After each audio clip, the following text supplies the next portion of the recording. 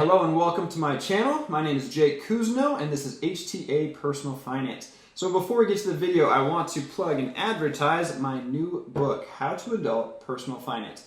So if you've been watching any of these videos and you find them helpful and you want to learn more, I strongly suggest using this as a resource. You can purchase it on Amazon. It covers these topics and many more. Again, that is How to Adult Personal Finance for the Real World. Thank you and enjoy the video. Alright, before we begin the lesson, we're going to start with our key terms. So our key terms today are going to be interest, APR, principal, finance, down payment, and amortization. So by the end of this lesson, you're going to understand these things and how they apply to finances in the real world. Alright, you might be wondering, why is this guy covering interest in his first video? And the reason I'm doing it is really because interest is the foundational concept of personal finance. If you're talking about debt, you're talking about interest. If you're talking about investing, you're talking about interest. If you're talking about student loans, you're talking about interest. Basic banking relies on interest. All of these things are predicated upon your understanding of interest. So before we understand these other things I've discussed, we really need to understand interest. So interest in a very basic definition is it's the cost of borrowing money. So whenever you borrow money, and if you might be thinking, I'm not going to be borrowing money very often, I don't borrow money very often now. You probably will. I promise you, in the adult world, you're borrowing money constantly. If you have a car payment, you've borrowed money. Student loans, you've borrowed money. Credit cards, you've borrowed money. If you have a mortgage, which is a house payment, you've borrowed money. So in all these situations, what happens is you are going to be loaned money, and you have to pay that money back. But unfortunately, you have to pay that money back plus interest, and that's usually a percentage.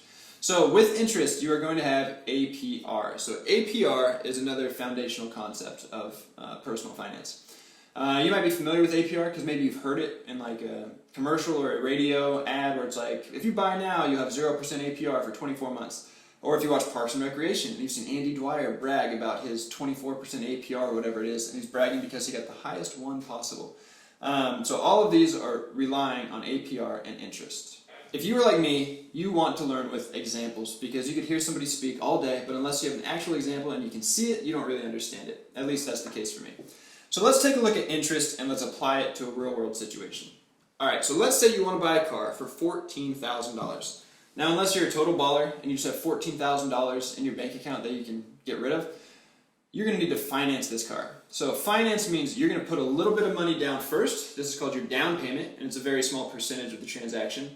And the rest of the balance you are going to need to borrow, and that is financing. And then you're going to pay that money back over an extended period of time.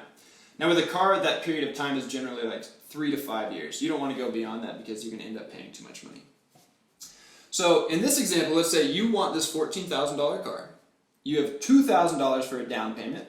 So you can subtract that $2,000 from the total cost. That's going to leave you with $12,000. So this $12,000 is the amount that you need to finance. And this $12,000 is also called your principal. So principal is the original loan amount. Okay, so let's bring APR into this situation. We've already said $12,000 is the amount that you need to finance. This is your principal. So let's say you go in and whoever's going to lend you the money for the car, maybe it's the dealership, maybe it's a bank, they say, we're going to give you 10% APR. Now again, APR means annual percentage rate. So annual means yearly. So in 1 year, your interest is going to be 10% of that amount that you borrowed. So $12,000 multiplied by 10%, that is $1,200. So in 1 year, in addition to the amount that you owe, you have to pay the $1,200 interest on top.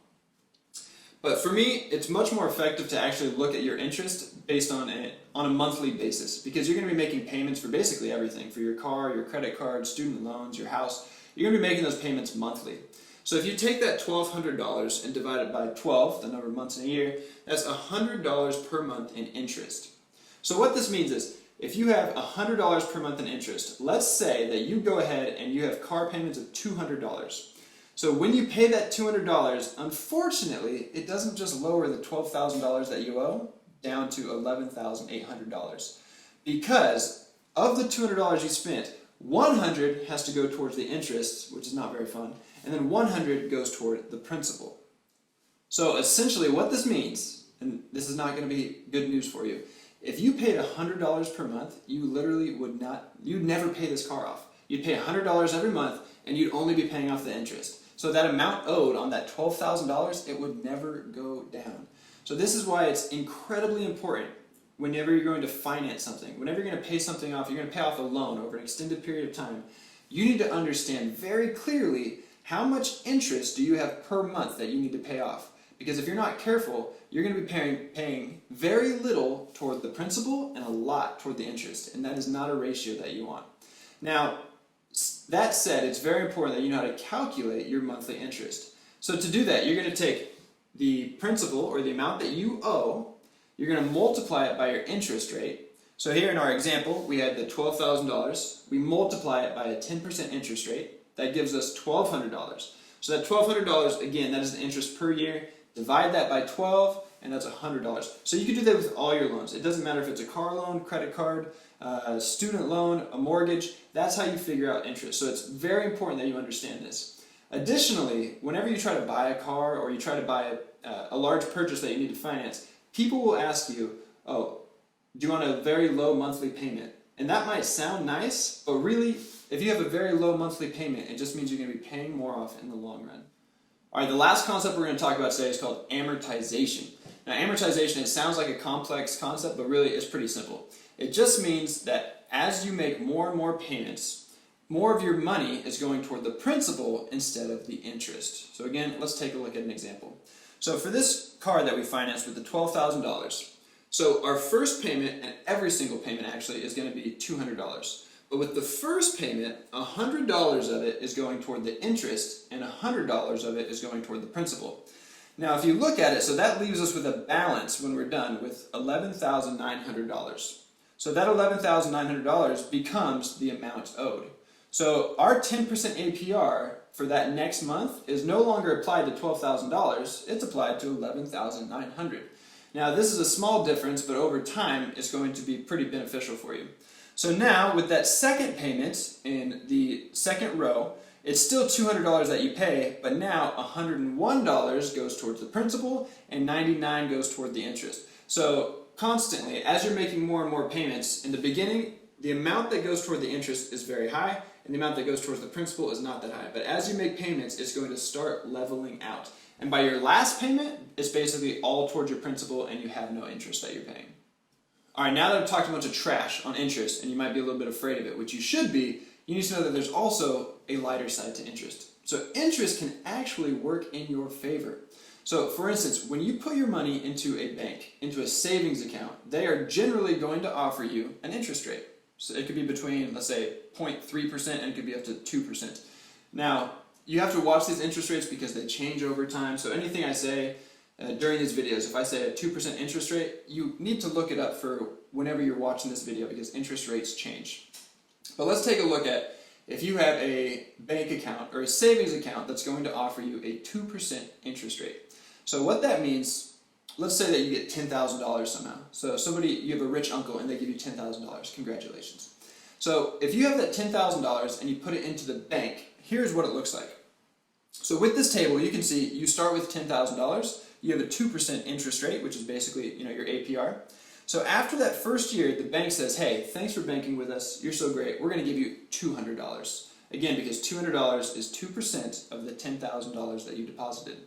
So at the end of the year, you have $10,200. So if you just keep that money in there, the next year the bank is going to pay you 2% again.